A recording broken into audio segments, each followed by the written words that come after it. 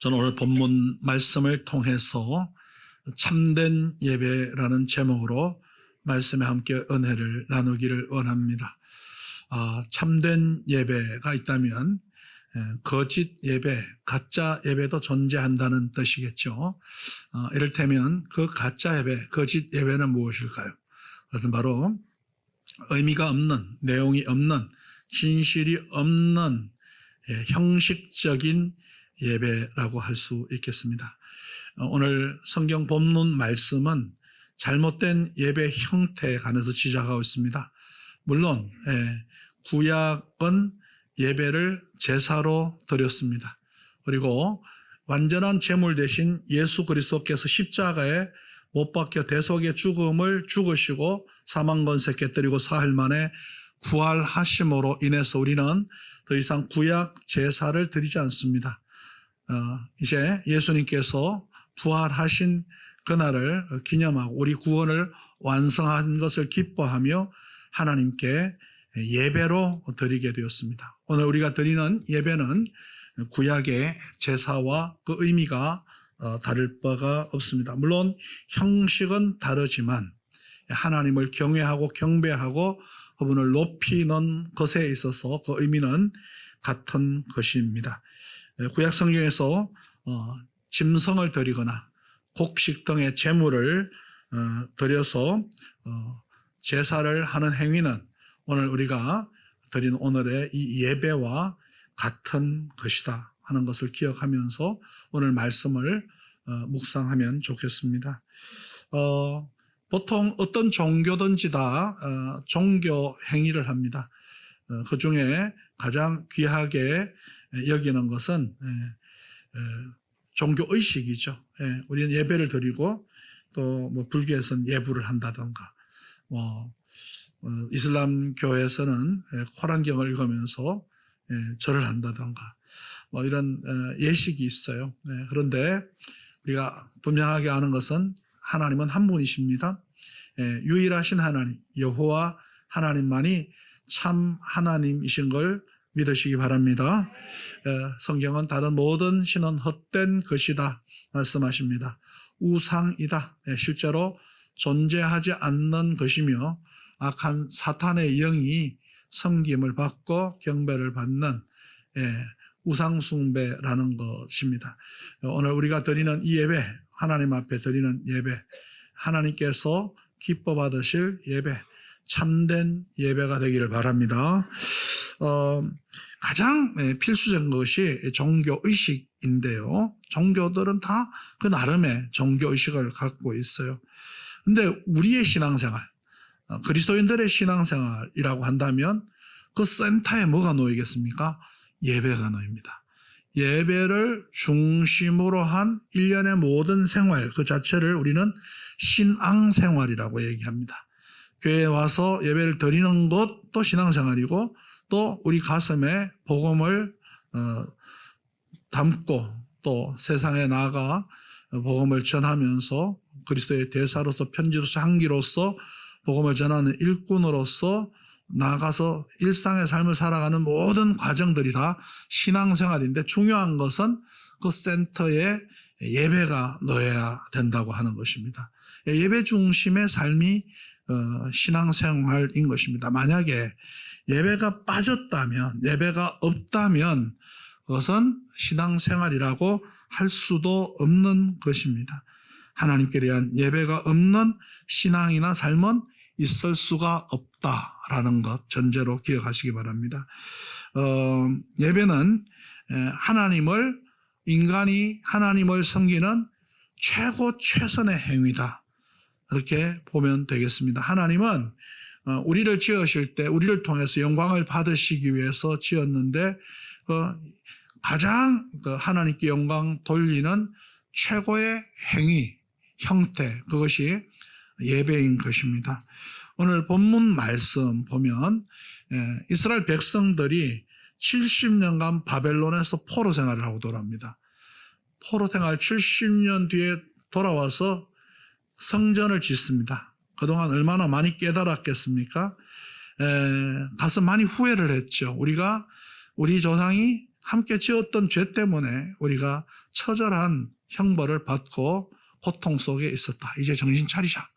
그리고 돌아와서 성전을 건축을 합니다. 자, 이 성전을 건축을 하면 그 다음 단계가 뭡니까?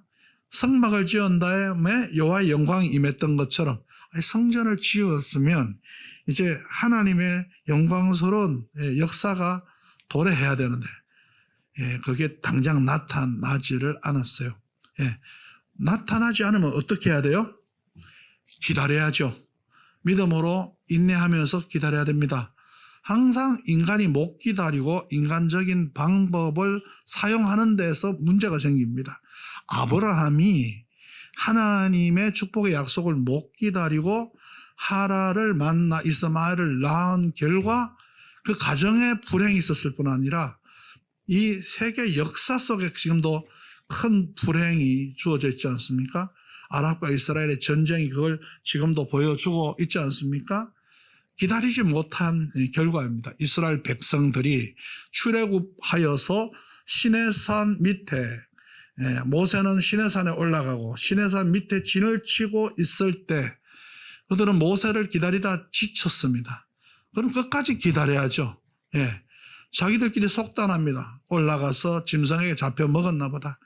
우리를 이곳으로 인도하여 낸 신을 만들자.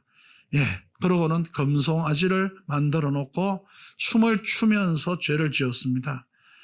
기다리지 못하고 죄를 지은 결과가 무엇입니까? 그 하나님의 징벌이 임했죠. 레위 자손을 사용하여 우상을 섬긴 자를 다 칼로 처단합니다. 아주 피비린내 나는 참극 심판이 그들에게 주어졌던 것입니다. 기다려야 되는 거예요. 근데 잘 기다려야 되는 겁니다. 우리 요즘 민수기도 공부하지만은 성막에 구름이 떠오르면 이스라엘 사람들은 우리가 이제 출발해야 되는구나 알고 이제 나팔 소리가 들리면 다들 일어나서 이제 출발을 하게 됩니다.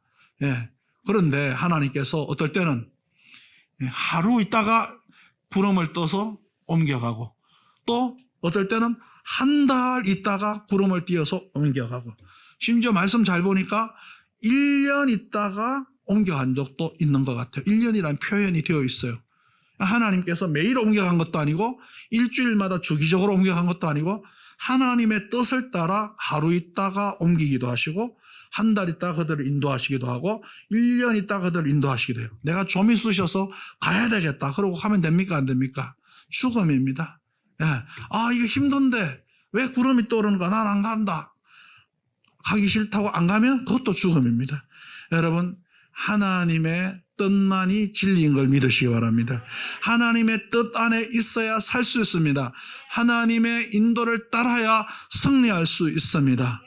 내가 생각하는 하루, 내가 생각하는 한 달, 내가 생각하는 1년이 아니라 하나님의 주권이 있는 곳에 내 몸이 가고 하나님의 섭리가 있는 곳에 내 삶이 가야 할 줄로 믿습니다. 그런 삶이 영적인 승리의 삶이며 축복의 삶이 되는 것입니다. 자, 이스라엘 백성들은 자기들이 이제 성전을 지었으니 하나님이 와야지 왜 안 오나? 기다려야죠. 하나님이 뜻하실 때 그들에게 강력하게 역사하실 때까지 겸손하게 기도하며 경건하게 기다려야 하잖아요. 그런데 하나님에 대한 경외심과 복종하는 마음이 그들에게 슬슬 사라졌어요. 그러면서 그들이 범한 죄가 뭐냐면은 부적절한 제사를 드리는 거예요. 부적절한 제사. 하나님의 뜻에 합당하지 않은 제사를 드리게 되는 것입니다. 다시 말해서 마음 없이 형식적으로 제사를 드리게 된 겁니다. 하나님의 역사가 외적으로 드러나듯 안 드러나듯 내 예배는 진실돼야 되잖아요. 하나님을 향한 내 사랑, 내 정성, 내 열심은 순결해야 되잖아요. 반응을 보여야만 내가 진실해집니까? 하나님이 역사를 보여주셔야만 내가 하나님 앞에 경건해야 합니까? 아니죠. 하나님이 보여주시든 안 보여주시든, 보이지 않는 하나님, 만져지지 않는 하나님, 그 하나님을 끝까지 신뢰하고 우리는 신실한 예배자가 되어야 할 줄로 믿습니다. 그렇게 요셉이 기다릴 줄 알았습니다. 다니엘이 기다릴 줄 알았습니다. 다 기다림 끝에 하나님의 놀라운 권능을 체험한 역사. 다윗이 또 그렇게 광야에서 기다리지 않았습니까? 잘 기다려야 합니다. 잘 기다린다는 것은 있어야 할 위치에서 해야 할 일을 잘하면서 기다리는 것, 그게 잘 기다리는 겁니다. 세월을 보낸다고 기다리는 게 아닙니다. 여러분, 잘 기다려야 됩니다. 우리 학생들은 빨리 어른이 되고 싶지만 잘 기다리면서 어른 돼야 돼요.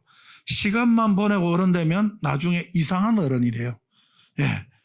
열심히 공부하면서 성실하게 믿음 생활하면서 잘 기다려야 좋은 어른, 멋진 어른, 시대에 영향을 끼치고 좋은 축복의 통로가 되는 어른이 될 수가 있습니다. 잘 기다려요. 우리 모든 삶이 그런 것입니다. 그런데 이스라엘 백성들은요, 마음이 멀어진 거예요.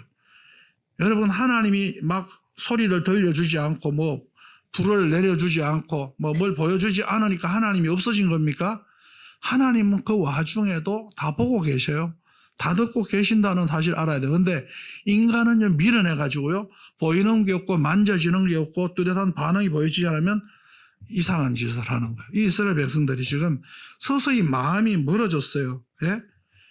심지어 제사장들조차요, 정신을 못 차리는 겁니다. 제사장들조차요, 그냥 제사만 드리면 되지, 이 생각을 했어요. 아니, 이래나 저래나 예배만 드리면 되지, 이러고 목사가 예배를 인도하면 됩니까? 안 되잖아요. 제사장들이요, 하나님이 기뻐하는 제사로 인도하지 못한 거예요. 사람들 편의를 제공하는 제사를 드렸어요.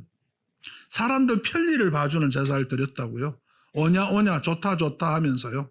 사람들이 원하는 쪽으로 따라가 준 거예요. 그냥 병든 짐승 갖고 와도 그 짐승이 그 짐승이지, 불에 타면 다 단백질 타는 냄새가 똑같고 다 똑같지 그러다가 망하는 거예요, 여러분. 이스라엘에 선택받은 제사장들이요, 다른 불을 드리면 죽었어요. 번제단 불을 성소로 가지고 들어가야 되는데 성냥불이나 촛불이나 라이터불이나 불은 불이지, 그러고 들어가면 죽는 거예요, 여러분. 하나님이 원하는 방법이 있어요. 하나님의 기뻐하시는 뜻이 담긴 방식이 있다고요. 그 방법, 그 방식대로 살아가는 사람들이 바로 오늘날의 성도인 줄로 믿습니다.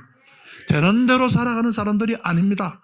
우리의 생각대로, 우리의 가치관대로, 우리의 판단대로 살아가는 사람들이 아닙니다. 우리는 하나님의 방식, 하나님의 뜻, 하나님의 말씀, 하나님의 인도를 따라 살아가는 사람들입니다.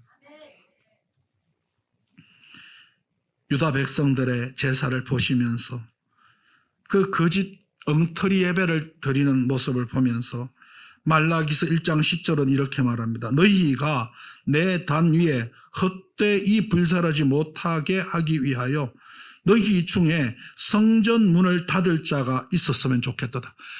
야, 성전 문을 닫았으면 좋겠다. 얼마나 기가 막히면 하나님께서 예배를 기뻐하시고 드리라고 명령하시고 즐거워하시는 그 하나님께서 차라리 문을 닫았으면 좋겠다고 말씀하시는 것입니까? 내가 너희를 기뻐하지 아니하며 너희가 손으로 드리는 것을 받지도 않을 것이다 말씀하셨습니다. 왜 그럴까요? 그들의 예배, 그들의 제사는 참된 제사가 아니었고 주님이 기뻐하시는 예배가 아니었기 때문에 그렇습니다. 그들에겐 폼만 있었습니다. 형식만 남아 있었습니다. 껍데기만 남아 있었습니다. 의미가 사라졌습니다. 진실이 사라졌습니다. 사랑이 사라졌습니다. 하나님을 향한 경외가 사라졌습니다. 폼은 똑같아요. 껍데기는 똑같지만 하나님이 거부하시는 제사가 된 것입니다. 여러분, 오늘도 우리가 이 자리에 함께 다 똑같이 눈 뜨고 앉아있지만 어떤 분들은 하나님이 받으시는 예배를 드리시는가 하면 어떤 사람은 하나님이 예배를 드리는데도 진노를 하신다면 이거 얼마나 억울하고 어처구니가 없습니까? 예배를 드리고 하나님의 진노를 받는 이런 어리석음이 우리에게 없기를 바랍니다. 그런데 이스라엘 백성들은 제사를 드리고도요 하나님의 진노를 샀어요. 왜요? 형식만 남아 있었기 때문에 그래요. 껍데기만 있었기 때문에 그런 거예요.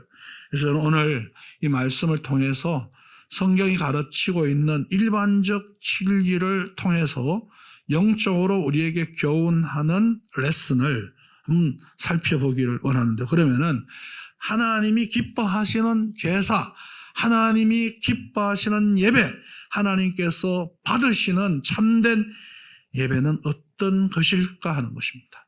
자, 그렇다면 먼저 하나님께서 받지 않으신 제사가 무엇이었느냐 하는 것입니다. 예, 그것은 바로 이스라엘 백성들 마음속에 하나님을 두려워하는 마음, 하나님을 경외하는 마음이 없었기 때문입니다. 그렇다면 하나님이 받으시는 참된 예배는 어떤 예배가 되어야 됩니까? 하나님을 두려워하며 경외하는, 그냥 줄여서 하나님을 경외하는 마음으로 예배를 드려야 합니다. 하나님은 창조주이신 걸 믿으시기 바랍니다. 우리는 피조물입니다. 그 위대하시고 크시고 높으신 하나님 앞에 우리는 지극히 적고도 미미한 피조물에 불과합니다. 창조주에 대한 경외감을 가져야 마땅한 피조물이 저와 여러분입니다. 하나님 앞에, 그 크신 하나님 앞에, 광대무변하신 그 하나님 앞에서는 우리는 지극히 작은 존재로서 두려움과 떨림으로 주님을 바라보며 하나님을 예배할 수 있어야 됩니다. 오늘 말라기서 1장 6절 보면요, 내 이름을 멸시하는 제사장들아, 나 만군의 여호와가 너희에게 이르기를, 아들은 그 아버지를, 종은 그 주인을 공경하나니 내가 아버지일진데 나를 공경함이 어디 있느냐? 너희들은 나를 공경하지 않는구나. 너희들은 내 이름을 멸시하는구나. 아들은 아버지를 알고 또 효도하고 종은 주인을 알고 공경하는데 피조물인 너희들은 또 너희를 구원해낸 구원자인 나를 너희들이 공경하지 않는구나, 존경하지 않는구나, 경외하지 않는구나, 이것을 지적하고 계십니다. 하나님을 경외하지 않고 하나님을 공경하는 마음이 떠나버렸어요. 이것을 하나님은 나를 멸시한다, 나를 경홀히 여긴다, 그런 표현을 쓰고 있어요. 하나님을 가볍게 하는 거예요. 하나님을 쉽게 하는 거예요. 예. 여러분, 사람도요, 어떻게 얘기해요? 여자들이요? 내가 그렇게 쉬운 여자인 줄 알아? 막 이러면서 자존심을 세우잖아요. 쉽지 않다는 거예요. 남자도요, 자기 무시당하면 못 견뎌요. 존경받고 싶은 욕구가 있어서 가정에서 아내에게, 자녀들에게, 남자들은 존경받고 싶어요. 그걸 자기가 중요한감 없게 느껴지면 그때부터 맥 풀리고 삶의 의미를 잃어버리는 게 남자예요. 예. 그러니까 여자를 몸무게가 가볍다고 가볍게 하면 안 됩니다.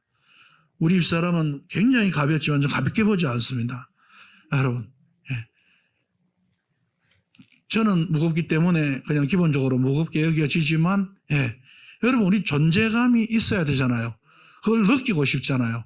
그런데 하나님이야말로 존재감이 있으신 분입니다. 그분을 존경, 존중, 경외, 공경하는 하나님의 백성, 하나님의 피조물 되시기를 축복합니다. 예. 공경이 뭡니까? 공경은요, 형식에서 나타나지 않아요. 물론 형식도 표현돼야 됩니다. 그러나 더욱 중요한 것은 마음입니다. 마음에서 존경과 신뢰가 우러나야 돼요. 우러나야 되는 거예요. 제사장들이요, 정말 하나님을 공경했을까요? 그랬으면 하나님께서 나를 멸시한다, 내 이름을 무시한다, 이런 말씀 안 하셨겠죠. 레위기에 보면요, 제사장들은 고운 가루에 기름을 섞어서 순결한 떡을 제단에 바쳐야 했어요. 그걸 순결한 떡이라 그래요. 순결한 떡. 오늘 말씀의 의미로 보면. 그런데 그렇게 안 했나 봐요. 이래나 저래나 떡이지 뭐, 이런 식으로 하고 곱게 빻아가지고 떡을 만들어야 하는데, 마음이요 씻고 타락하면요 정성이 사라진다니까요. 대충 떡 만들어가지고 떡상에 딱 올리는 거예요. 그걸 갖다가 성경은 무슨 떡이라 그래요? 더러운 떡이라 그래요. 더러운 떡이다. 떡이라고 다 똑같은 떡이 아니에요, 여러분. 예배라고 다 똑같은 예배가 아니에요. 7절에 보니까 더러운 떡을 나의 제단에 드리고도 우리가 언제 더럽겠습니까? 이러는 거예요. 모르는 거예요. 마음은 하나도 없으면서 형식만 취해놓고는 뭐 다 한 것처럼 착각하는 거예요. 예수님이 그 얼마나 싫어하셨으면 바리새인들을 그렇게 욕하셨을까요? 독사의 자식들이라고, 회칠한 무덤들이라고. 그들이 왜 그렇게 좋은 일 많이 하고 예배 잘 드리고 기도 잘 하고도 예수님께 욕을 얻어먹었어요? 가짜 기도, 가짜 예배, 가짜 헌금 드렸어요. 형식만 있었어요. 정말 하나님을 사랑하고 존경하고 공경하고 경외하는 마음 없이 형식만 취했기 때문에 그걸 주님은 더럽다고 하십니다. 더럽다. 그러니까 하나님 경외함이 없는 예배는요, 더티한 예배라고도 할 수 있어요. 이사야 선지자는 이렇게 지적합니다. 소는 그 임자를 알고 나귀는 주인의 구유를 알건만은 이스라엘은 알지 못하고 나의 백성은 깨닫지 못한다고 이사야서 1장 3절에서 말씀하고 있습니다. 야, 소도 주인 알고 나귀도 주인이 밥 주는 구유를 아는데, 솔직히 우리말로 하면 강아지도 주인 알고 꼬리를 흔드는데 너희들은 어떻게 나를 모르냐? 하나님께서 이렇게 말씀하시는 거예요. 하나님의 은혜를 깨닫지 못하는 이스라엘 백성들을 보면서 하나님이 탄식을 하시는 거예요. 여러분, 하나님 앞에 나올 때마다 진지하게 나옵시다.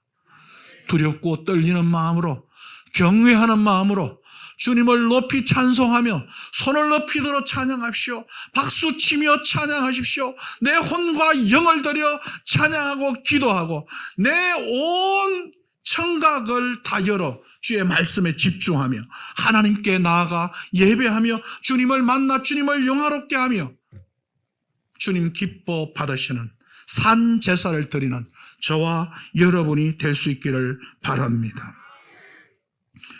두 번째로는 왜 하나님께서 이스라엘 백성들의 제사를 거부하셨을까요?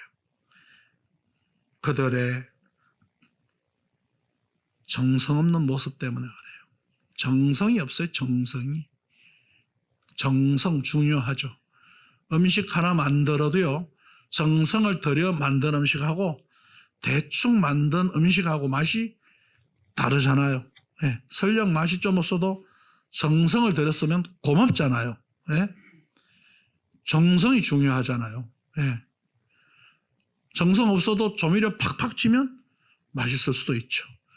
맛보다 중요한 건 정성입니다. 그래서 우리가 주님 기뻐 받으시는 예배가 되려면 마음을 쏟아드리는 정성 있는 예배를 드려야 할 줄로 믿습니다. 여러분 지금 전심으로 주님께 예배하고 계십니까? 여러분 속에 잡념이 흘러가고 있습니까? 상념이 흘러가고 있습니까? 잘못된 어리석은 세상 생각들이 여러분 마음을 지금 이끌고 있지는 않습니까? 이 예배는 오직 하나님을 집중하시고 하나님의 말씀에 집중하시고 하나님을 온전히 찬양하실 수 있기를 바랍니다. 정성을 다 쏟아야 합니다. 여러분 오늘 말씀 보십시오. 임금에게도요 정성을 쏟아야 되는데 만왕의 왕, 만주의 주이신 하나님께 우리의 정성을 기울이지 않는단 말입니까? 이조시대만 봐도 각 지역 특산물을 바치는 걸 그걸 뭐라 그래요? 진상품이다 그래요. 진상품. 진상품. 제가 태어난 상주 같으면 뭘 드렸을까요? 꽃감. 요즘 한참 맛있습니다. 꽃감. 예, 제가 옛날에 중고등학교 시절에는 꽃감 배달 참 많이 했습니다. 상주 꽃감, 우리 집에서 나오는 꽃감 한 막 10접, 20접을 가지고 서울까지 배달을 하고 용돈 받고 막 그랬었어요. 예. 이 꽃감이 참 맛있습니다. 상주 꽃감 선전합니다. 많이 사드시기 바랍니다. 상주에서 이제 어머니도 아버지도 아무도 없어요. 근데 고향 생각이 조금 나네요. 하여튼 이 진상품을, 지역 특산품들을 바치지 않습니까? 그런데 흠이 있는 걸 바치면 안 되었어요. 진상품은요, 최고 최상의 품질이어야 했거든요. 왜? 왕에 대한 충성을 표현하고 공경을 표현하는 것이기 때문에, 예. 보세요. 여기 말씀에도 총독에게, 예, 잘못된 거, 예, 문제 있는 거 드려보라. 총독도 안 기뻐한다. 이 말은 화낸단 말이에요. 그거 안 받는다, 이거. 반품시킨다. 다시 갖고 와라. 그런단 말이에요. 예. 진상품에 조금이라도 문제가 있으면 그것을 바친 자에게 어떻게 합니까?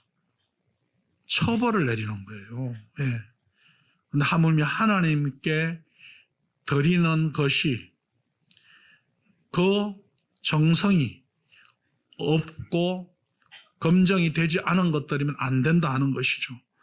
말라기 선지자는 말라기 1장 8절에서 너희가 눈먼 희생으로 드리는 것이 어찌 악하지 아니하며 저는 것 병든 것으로 드리는 것이 어찌 악하지 아니하냐. 보십시오.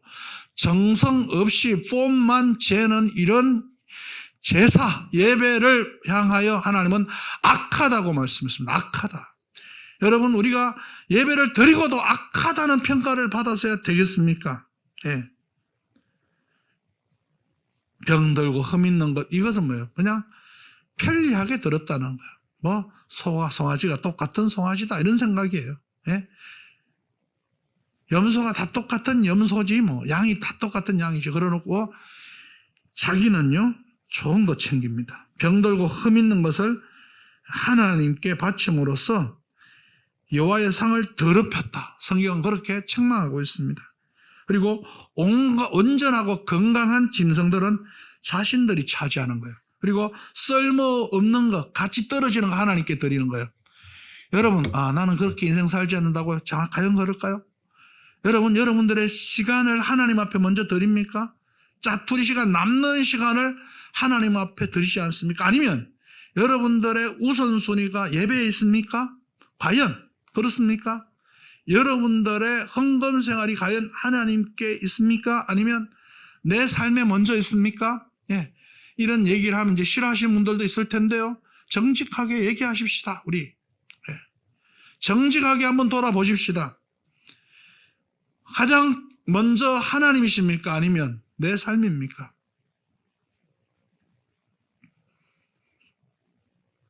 가장 좋은 것은 내 것이고 적당한 것이 하나님의 것 되고 있지는 않습니까?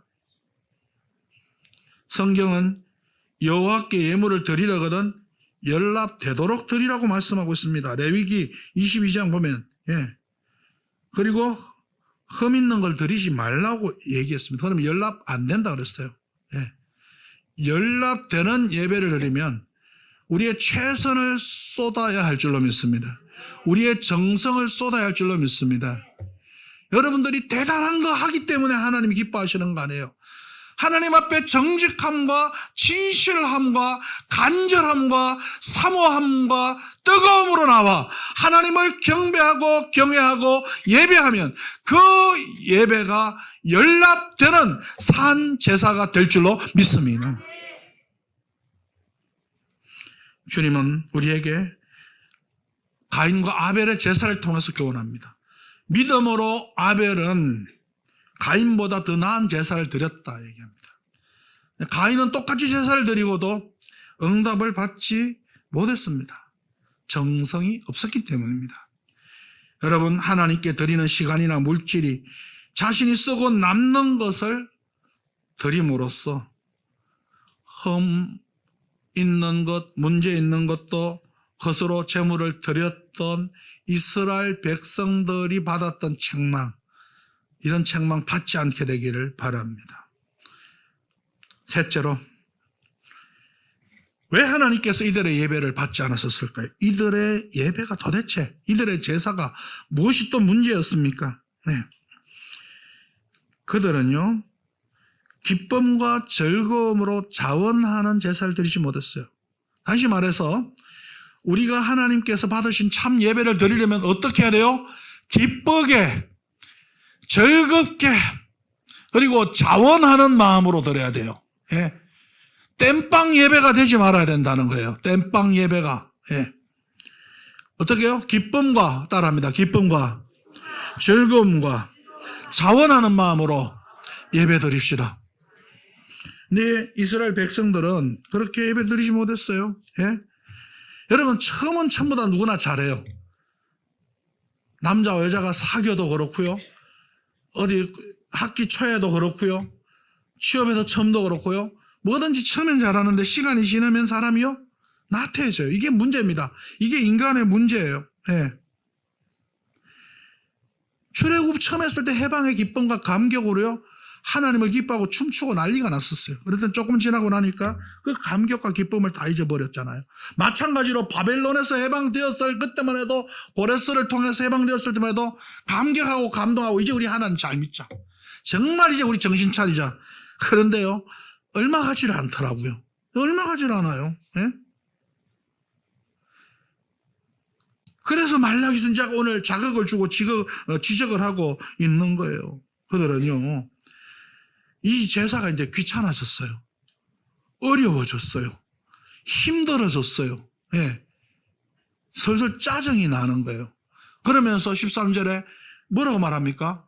야, 이거 번거롭다. 여러분들도 오늘 예배야 또 이러고 오신 분 없습니까? 이거 번거로운 사람들입니다. 예?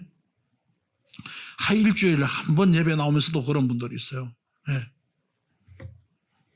여러분, 예배는 번거로운 것이 아닙니다. 여러분, 예배를 번거롭게 생각했기 때문에 하나님이 안 받은 거예요. 예? 어쩔 수 없이 형식으로 귀찮게 생각하면서 어렵고 괴로워하면서 예배할 것이 아니라 기쁨과 즐거움으로 자원하는 심령으로 나와 하나님께 예배하여 주님이 기뻐 받으시고 우리 안에도 넘치는 놀라운 은혜가 쏟아지는 예배를 드릴 수 있기를 바랍니다. 주님은 무수한 재물을 바라시는 것이 아닙니다. 수양의 번제나 살진짐승의 기름을 원하시는 것이 아닙니다. 수송아지나 어린 양이나 수염소의 피를 원하시는 것이 아닙니다. 물론 그걸 명령하셨지만 그것을 통해서 우리의 중심을 받기 원하신 것입니다. 그래서 주님은 그들을 향해서 이사야 1장 11절 보니까 12절 보면 내 마당만 밟는구나 그래요. 여러분, 오늘 교회 마당만 밟고 가지 않으시기 바랍니다. 주님을 기쁨과 즐거움과 자원하는 마음으로 예배하여 만나고 돌아가시기를 축원합니다. 예배를 더 이상 번거롭게 느끼거나 표현하지 마시고, 그래서 체면 때문에 봉사하고 헌금하고 예배드리지 마시고, 억지로 하지 못해서 하지 마시고, 기쁘고 즐겁고 감사한 마음으로 자원하는 마음으로 예배하여 예배의 은혜가 쏟아지고 믿음이 회복되고 우리의 영혼이 새로워지고 우리의 삶이 그리스도 예수 안에서 성숙하여지고 충만한 은혜로 새로워지는 은총의 자리가 되게 하십시다. 정성으로 경외하며 감격과 기쁨으로 산 예배드리는 우리 2024년 영신교회 예배가 될 수 있기를 예수님 이름으로 축원합니다.